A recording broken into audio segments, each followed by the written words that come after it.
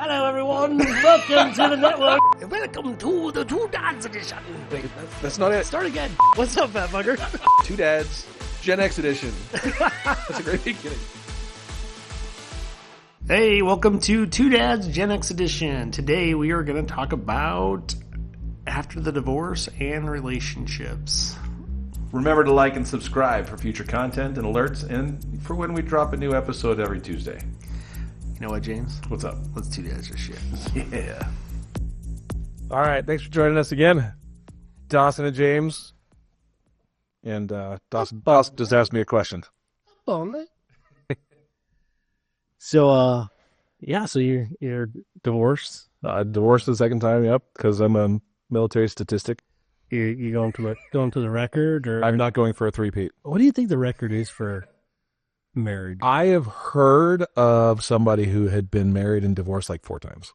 4 times, just heard. I mean, I guarantee I've worked with women that have been married 4 times. As far as dudes go, guys go. And I think you're just a glutton for punishment if you're not learning something about yourself if that's if you're constantly getting divorced. Oh my God! Okay, what'd you find? The record for the most marriages is held by Laura and David Blair of Hendersonville, Tennessee, who have been married 109 times. That couple first married in California in 1984 and have renewed their vows. And That's different. That's not the same thing. Come on, AI, you're failing me. Yeah, that doesn't count. Renewing your vows that's one thing, but it's got to be different people every time if you're actually talking about marriages and divorces. Oh, that's kind of cute. You got Herbert and Zelma Fisher held the longest record for marriage, 86 years. Nice. And 9 months and 16 days until one of them just died. It is a young, actually very cute black couple that they look cute, man. They have a lot of good kids. Right on. That's cool. That kind of goes back to one of the topics. Like, I don't think this generation of people value marriage anymore. I mean, I think the mainstream media and I would say the left are really trying to destroy the family value and destroy, being married and the value of it. And it's so funny because, like, even my first marriage and my only marriage, it was all about you need to live with the person for a while, see if you like them, see if you're compatible, and just the value of fighting for it. That's gone, but. Even though I've been divorced twice now, I'm a huge proponent of marriage. Yeah. I think marriage can be incredible when it's the right person and both people are working at it. Yeah. Yeah, I do like, they used to say that 50-50, marriage is 50-50. And I'm like, that's bullshit. It's not. It's actually, hey, babe, I'm running at 20%. And then she's like, I got the 80 today. Yeah. And then she comes to me the next day and says, hey, babe, I'm really at 5% today. And I'm like, okay, I got the 95. Let's go. And then there's days that we both look at each other and go, I'm at 20. She's like, I'm at 20. And I'm like, fuck it. Let's date. Or let's see if what movie do you want to watch? It's renewed on. Well, because you said you've been married once, right? Yeah. But Have you gotten close to the second one before? I was engaged, to individuals. No names, yeah. That, that's a hurtful story. I pulled the knife out. So what stopped it? What stopped you from pulling the trigger? Basically, I was used just to show another man that she was marriage material. And so I was a nice stepping stone. So That's got to feel good. But, it's funny how women say men use women, but I really feel like it's the other way around. But, we can go in a nice quarter debate on that. But, No, I think it is that women do use men. yeah. I mean, you get these OnlyFans girls that say they don't need men, but then their whole livelihood's based on men. So, Yeah. there might be some women paying for that stuff too, but that show thing is probably even worse than porn. But I think, no, I do think that for the most part, women use men. Even if it's not intentional, they're not like conscientious of it, but that kind of becomes the default in most cases. well, I think I think in general, like you get in a relationship that you don't respect the other person, that's when it becomes a using platform where Or what is respect, right? The way that men look at being respected and the way that women look at showing respect can be two totally different things. yeah. I mean, I think there's a lot to that. Like for you, how would you know that you are respected by your partner? You personally. I think being seen. What does that mean? It's basically being told thanks for doing that. I know I can count on you. I mean, you got to be the man that you can be count on. Once a woman can't count on you anymore, she starts to lose respect. Once she feels like you're not that partner that she signed up for, I think a lot of women just give up easier. And that's just my experience. I mean, from when I've dated. And so I can only give my opinion based on what I've had. And I think my problem is I stay in relationships longer than I should because I'm committed to it and Right. want to get to it. But also once I feel like I'm being controlled and manipulated into staying in the relationship, that's usually when I'm like, I think I subconsciously check out and then I do things. But I mean, for me, it's I think knowing your love language is huge, and having a partner and understanding her love language, and you guys know each other. And I know those love languages kind of change as you get older in the situations and stuff. I think they kind of resolve. So one of the things that I found as a therapist, My therapy session, no, I know, right? No, but I think one of the things that kind of stands out to me is that people think that the love language is it's almost a representation of what you didn't get growing up that you craved. Yeah. So as an adult, like if I grew up in a big family, I've got 9 brothers and sisters, all that kind of stuff. So words of affirmation, physical touch are my love languages. But really, I feel like those are most guys' love languages. They are. Acknowledge what I'm doing for you. What do you bring Right. to the table? Most guys, how are we raised? Suck it up. Don't cry. We don't get comforted as kids. Well, that's our generation. Right. Gen X is like, Yeah. And so like, dude, throw some dirt on it, get in there. I'm like, Yeah. my leg's broken. He was like, I don't give a shit. bones sticking Put out. some Yeah. duct tape on it. Pain is just weakness leaving the body. That's why they have it 96 colors of duct tape. Put the one that matches your skin and get back in. No, but I think there's a lot of truth to that. Where it's like those love languages are the things that we didn't get that we wanted, and so and the reason why I say that I think the love languages over time in a healthy, fulfilling relationship over time they resolve is because the love languages are not about receiving; it's about showing. So learning your partner's love language is so that you can show them in their love languages that you love them, because you're making that effort, and vice versa, that they're showing you in your love languages. As you do that, you build trust. You're able to trust your partner that they do see you, that they do hear you, that they do know you, that kind of thing, and vice versa. And with couples and clients and stuff, it's always 50-50. If I say it to one, it's always to the other.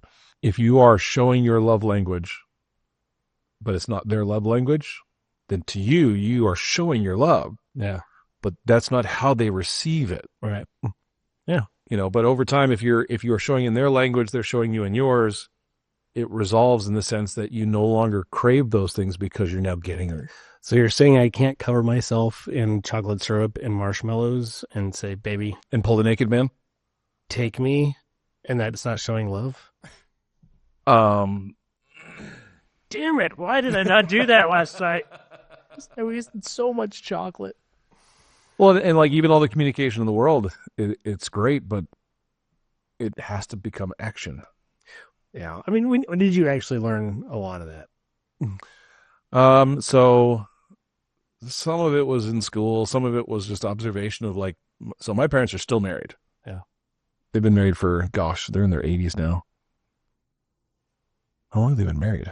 Over 50 years. A long time. And they've been through a lot. Yeah. A lot of ups and downs. I mean, all kinds of stuff. Financial pressures, children. 10 kids. It's a lot of pressure. It's like, gotta make $1 million. It's like having $28,000 a year. But they stuck it out and they worked through things, but they didn't work through things like everything was perfect. No, they got in arguments and stuff, not like huge blowouts or anything in front of us, as far as I know. But But some of it was also through like my own failures, my own errors. You know, there's this thing called the nice guy syndrome. Right. And a lot of guys find that they fall into that category. So like with me, with the religious perspective of how I was raised and stuff, and how I believe, it's like the man sacrifices for the family and serves the family and sacrifices for the spouse. And so if the spouse says she's not happy, then my job is to figure out how to fix it. What do I need to do to change so that she's satisfied, so that she's happy, so that she's whatever. But that sometimes then becomes me giving up something that is important to me, because I'm trying to make her happy, because I'm the one who's supposed to sacrifice me. Yeah. Well, I mean, I think that's our generation is, we're taught that, provide, give, and help grow. And I think the caveat of like how it changes is the blend of our generation with the old way of thinking with the new way of thinking. So like women's rights, women live, all this stuff, equal opportunity, all for it. 100% all for it. Merit-based earning, not because of your sex, but you're doing it because you're good at it, which there are women that are amazing at what they do. And I think, honestly, the only thing I don't like about that whole thing is trying to teach women, like, you have to be better than a man. But I'm like, why? Yeah. Be a woman that's really great. Yeah. Be an incredible woman. You don't need to be better than a man. Have a man be a woman, because a man can't be you and you can't be a man. Yeah. So be the best a woman can be. Well, and so I love that and I appreciate that, and that's what I encourage. Right. Well, and so one of the things that happens though when we're trying to continually sacrifice and give and do all that kind of stuff is we stop thinking about what our needs are too. Yeah. Because any successful relationship, both people's needs are part of the consideration. Doesn't mean you get everything you want all the time. Yeah. That's not realistic. And it's dope. But I think the biggest thing I learned is, you're allowed to have your feelings. It's okay if your spouse is upset at you. You don't want to change that. You just want to understand it. Yeah. And what could have been done differently. And there's things like, I want to make them laugh. I want everything to be great. But the full goal is learning how to not sacrifice your morals and what you believe and what you want, but finding someone that blends into your life and you blend into theirs, and you both complement each other and build each other and respect each other. Yeah. But what happens when that doesn't happen? Because that doesn't happen most of the time, right? And so if those failed marriages that either they forced it, they thought they had to stay into it, they didn't really listen to their spouse, they just assumed a lot of things. And assumption is huge in marriages. Well, and that goes back to like that nice guy syndrome kind of thing from the guy's perspective, where it's like we give. We're hoping that it is recognized. We're hoping that it is reciprocated, and we get little glimpses of that sometimes, but then she's still not satisfied. She's still frustrated. She's still, not engaged, whatever. And so over time, and over, years typically, but over time, people become resentful that they're no longer being considered. In their minds, they're not being considered anymore. They're not being thought about. They're not being valued or loved. And then they just get stuck in that resentment. Oh, yeah. I mean, I think that's usually how it falls apart. Yeah. They say once a woman loses respect for her man, he can never get it back. But a lot of that loss of respect is actually on the woman's side of it. Not seeing her man for what he does and what he brings in. And, and if a man loses it, it's the same thing. He's lost the sight of who his woman is and who she is. There's a great country song, Leave Her Wild. I love it. It talks about you fell in love with her for a reason. Why are you trying to change her? Leave her wild, man. I mean, like, if you're not going to love her for who she is, then fucking let her go. And that's how it should be. Well, and I think that definitely should be reciprocated the other way too. Yeah. For women, you married a guy because of, if you gotten involved in the relationship or married the guy because of what you thought his potential was, then in a way, fuck you. Yeah. Fail. Because I want to change this guy. Right. You either looked at him for what was going to benefit you if you could change him, or you saw him for who he really is. Which a lot of women do. Yeah. A lot of men do that. I don't think men do that though. I think there are women or men out there that want a trophy wife. They want a woman that can hang on their shoulder and they can dictate it. Or they don't want a project trophy wife. Well, yeah, I mean, those are rough. But there's genuine people that I think the happiest people are the people that don't have expectations for their partner. Yeah. And that's the difference is if you're going into a relationship with expectations of who you want them to be, then you're not finding the person you want. You're finding someone that is a Band-Aid. And that's kind of what I was. I wish that person just stayed single and then just fought for that guy like she wanted to do, instead of leading me on, buying a house, getting engaged, having her kids get blended, and then eventually just pulling the rug out from underneath me. But it was a good lesson. I learned a lot from that relationship, and I learned, the red flags to actually listen to. Oh, there's more of them. Okay. So would you get married again? At this point, hell no. Hell no. No. I'm not. The door's not totally shut, but balls haven't dropped. no, I don't pick well, is what I've realized. Not for lack of intention or lack of trying, or so like my second wife, she really is a wonderful person. I don't hate her or anything like that. I'm not mad at her. For me, it was a recognition that, we came into the marriage with a lot of differences. And when I hoped that over time, as we communicated, those differences would resolve. So you had expectations of her that were. I did, but we talked about. You literally proved what I just said. I know. You're right. Shut up. No, but it was just a realization that, and there was a specific event that caused the realization, and then after that, it just got reaffirmed and reaffirmed and reaffirmed.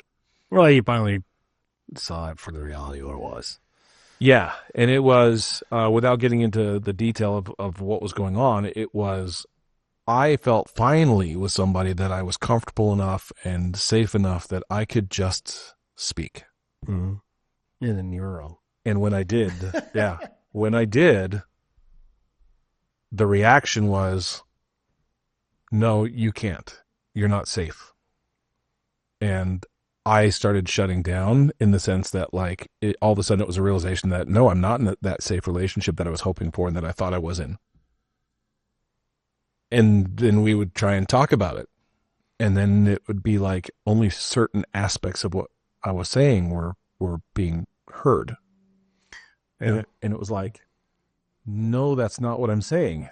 Yeah. Well, or that's not all I'm saying, Hearing versus listening kind of thing. And it got to the point where it was like I was finding that I was saying more often than I was saying more and more, that isn't what I said. It's certainly not what I meant. Don't put words in my mouth.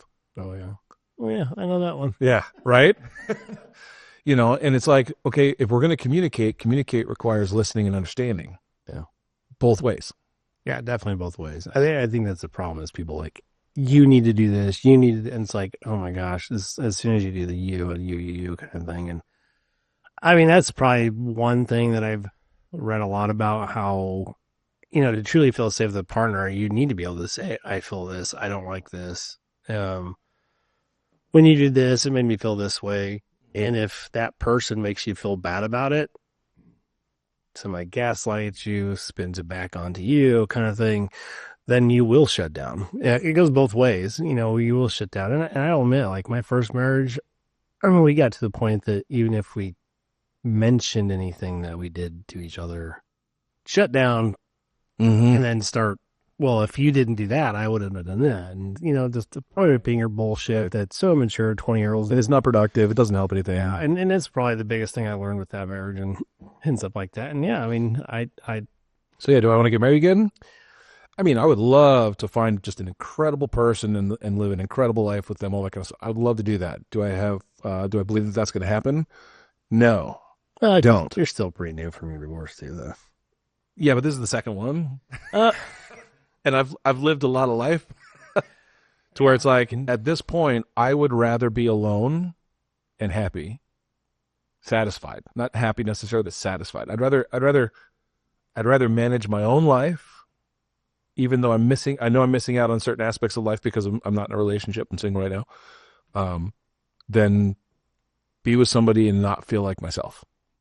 Oh yeah, I mean, You know, you don't. and that's where, you know, both times, you know, second time not nearly to the extent, but like in my first marriage, I lost who I was. I had no idea if I was Howard. Yeah. Second marriage, I saw that coming, and I even told her that. I said I'd rather be single than feel this way.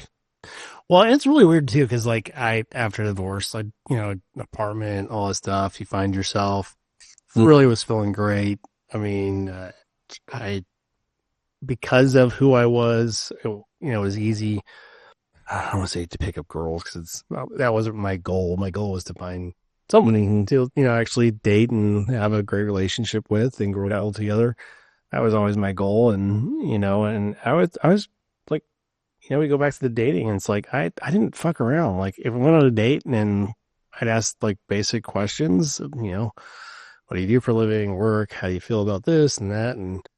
And if it didn't align with me, I didn't waste their time. Never mind. I'm like, yeah, you know, we might be great, but I don't want to waste your time to find out and hope that you are. And I think I got run down to the point that I'm really, you know, I had a couple back-to-back relationships where I felt like I really hit it off. I mean, I had one gal, man, we meshed on so many levels, but it was so toxic because of her past experience and stuff like that. And just really, you know, you get in this mindset, and I think what happens is you start to get lonely. Yeah. And so you're like, well, maybe I'm being too picky. Maybe I'm these red flags. And I guarantee if I kept my mentality and my mindset, I never would have fallen for that other relationship. Yeah. Because there are red flags that like super immature, bullying, violent, verbally, emotionally. And so and like, in my opinion, not a good mom, you know, abandoning her kids and letting her parents raise the kids basically. Yeah. You know, I just kind of question that. And it's sad that I see some women that once they get divorced, they put their kids 100%. That's who they love. And that's who they get their love from. And To become dependent on the kids. yeah, instead of being a parent, they become a friend. And that's wrong with the generations after ours is they want to be friends with these kids. And that's why they have no discipline, no respect, no authority. They think You know what's they interesting? want. There are going to be probably a lot of people out that hear this that don't like it. So there are now some studies that they've done, and they've tracked the statistics of like high school graduation, drug use, teenage pregnancy, incarceration, college dropout, college graduation, all kind of stuff between single fathers and single mothers compared to a joint, you know, both parents are in the home. You know what single fathers are? Do you think they're better or worse than when a home has both parents in it? Oh, better than both parents? Better or worse than with both parents, as opposed to a single mother's home. So, like, which one would you say the kids? I would actually, I can only go based on my experiences and a couple of examples I have with my kids. I would say probably better. I think they're probably more, I want to say structured. It's just like one of those, we're going to get a lot of hate mail on this one.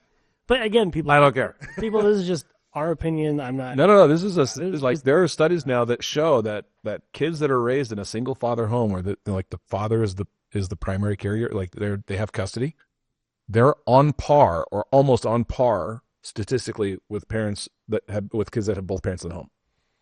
I can see that. I mean, because my kids, when it comes to single mothers, statistically, kids typically drop out of school at higher rates. There's higher rates of teenage pregnancy, higher rates of teenage drug use and alcohol use. They don't go to college, all that kind of stuff because with the single mother. I think, and like you were mentioning, I think fathers in general are going to be more structured, more rule-based, things like that. Where, yeah, the single mothers, they want to be friends with their kids, or they focus on trying to just find another man or something like that they neglect their kids. Yeah, often. Not every case, of course. There's plenty of examples of single mother homes where the kids are absolutely wonderful, but statistically, single father homes are better for kids to grow up in than single mother homes. Yeah, I mean, I think with mine, not having. Oh, and the dad, I think. Don't just get mad at me for that, people. Go look it up. Yeah, go look it up. It's real. I think with mine too. Mine was more. I think if I didn't have the church and father role models, I would have turned out differently, but I know I could have been better if I had Yeah. a father figure.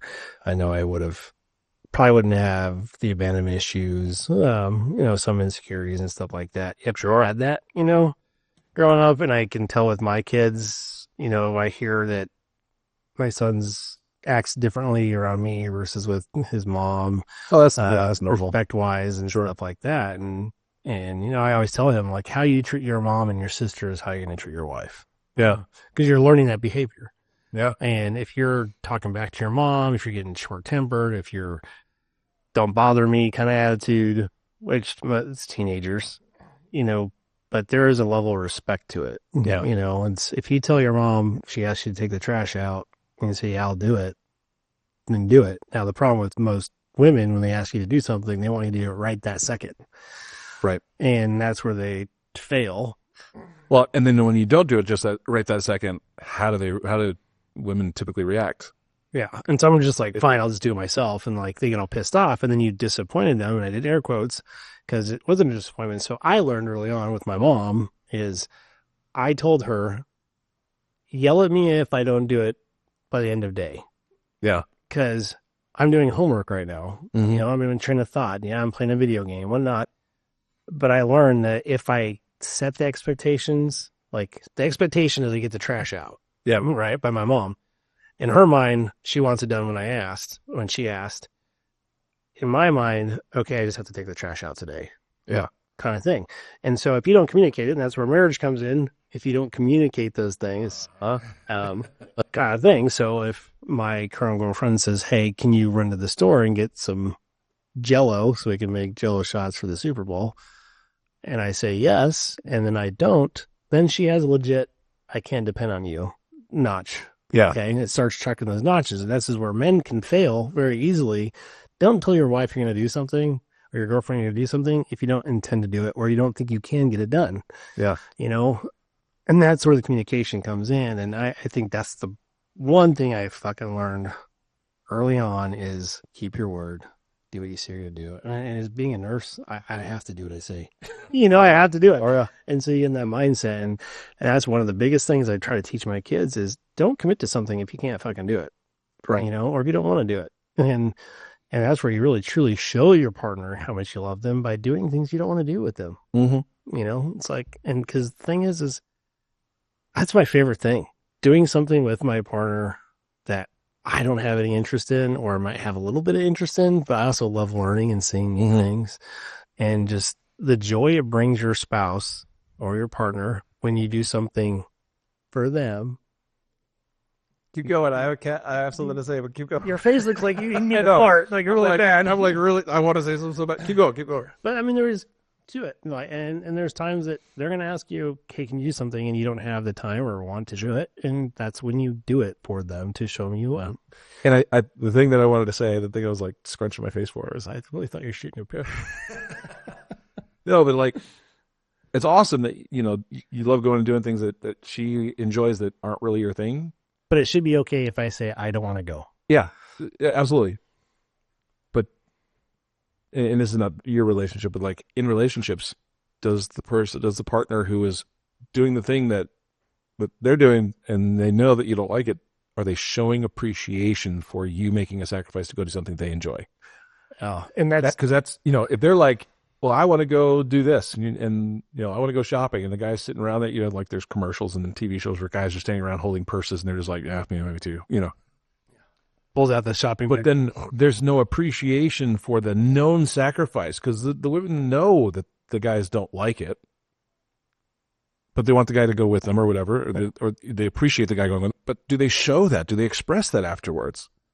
And I think that's the part that oftentimes is missing on both sides of a relationship. Like if a woman is going out with her man and she's just not into football, but she's going to a Chiefs game with him, and she's like, yay, score. Yeah. It's like, is that a home run? You're like, no. That's do guys cool. Expect that and don't show the appreciation afterwards because she didn't really enjoy it, or the expectation that we're supposed to do things that the other person, oh, if I like it, then you have to do it with me. And if you like it, I have to do it with you. No, sometimes it's okay to say, go and have fun. Yeah, have fun. Please go. Yeah, my parents used to go to... Where's your friend at? Is your friend available? Let me call her. Yeah. Because I don't want to go. My dad has been like a trail guide, camping guide kind of thing back when he was a kid in the Uinta Mountains. And my mom does not like the outdoors. Yeah. And so in their retirement, they don't do it so much anymore because they've gotten a little bit older and more limited, but they used to go to Estes Park, Colorado. And my dad had this hike that he always tried to get to the peak of this one mountain. And, he'd go at like 6 a.m, all that kind of stuff. He never expected my mom to go with him. She'd stay back at the hotel or the Airbnb or whatever, and she'd either go shopping or she'd read a book or whatever. And then he'd come back in the afternoon and she'd go, how'd you do? How far'd you get? He'd tell her and some of the experience, like, oh, well, you almost made it. You did further this year. Let's go to dinner. They supported each other in what they enjoyed. They didn't have to do what the other person enjoyed to show that support, And that's key. Learning that early on is so good. And I love how it does go both ways. Yeah, always. Oh, hey, babe, you want to go to the gun show? And she's like, not really. No, not really. And you're like, oh, okay, cool. But then if she gets upset that you go anyway, well, it's a fail. That's a fail. Right? Yeah. And vice versa. And if he makes her feel bad for not going, that's a fail, kind of thing. And that's a great thing. It's like, okay, cool. I'll go and I'll be back by 2. And then be back by 2. Right. Be back when you say you're And then be if back. she does go, she's like, well, it's not really my thing, but I'd be happy to go with you. Great. Afterwards, how do you show that appreciation so that she knows that you value her sacrifice? But, you encourage positive behavior by rewarding positive behavior, right? Yeah. And so how do you show that appreciation? Well, that's what makes you want to do more of those things with that Exactly. person, because you're seeing how much they loved it, and hopefully you're getting joy from that. Yeah. That's what makes that experience fun, which then you'll go next time at work. You go and you find out, man, that was really rough. And you're able to safely tell them, like, hey, babe, I loved going with you last time, but man, it really was not my thing. I go, are you cool if I don't go? And she should be like, yeah, no problem. Yeah. Hopefully. Ideally. Now, if it's like a girls' night out and she's going out in skimpy clothing and they're going to bars where they get picked up on by guys, all that kind of stuff. No, I'm not going to support that. So, but no, and it goes back to that. I think it goes, showing that respect, showing that, just showing appreciation for each other. Yeah, and I love my girlfriend. She's awesome. She first person I've ever had that does all that, and I love doing it for her. And I'm happy, man. Yeah, that's good. I'm happy. I'm happy for you. Thanks. But no, I'm probably not going to get married again. I will. I didn't. I was like you, and I come off the divorce, and you're just like, yeah, screw that, fuck this. I'm just gonna be alone. But and you get older, you kind of realize this life's meant to be with someone. Life's meant to be. That's the whole fucking point of us being here. Yeah, I Just to get our spirit. need to make damn sure it's the right person. Yeah, just don't rush in. No, Don't drop the D so soon. don't drop the what? The D so soon. Hide the D, Hide the D. and we'll end on It is well hidden right now. Remember to like and subscribe for future content and alerts for when we drop a new episode on Tuesdays. And visit our website to become an exclusive member where you can get behind-the-scenes content and discounts on merch. Thanks for joining us. We hope you enjoyed our topic today. Remember, this is for our entertainment purposes, but we hope you enjoyed it as much as we did. Please, sir, please. Please, I'm begging you. Please, we're begging. All right. Join us next time where we talk about cell phones over the decades. Tiny, big Tiny, ones. big, Little old, ones. heavy, expensive. Shit, seriously. God, seriously, they are gone. Okay, anyway, join us next time. We'll get into it. All right. See ya.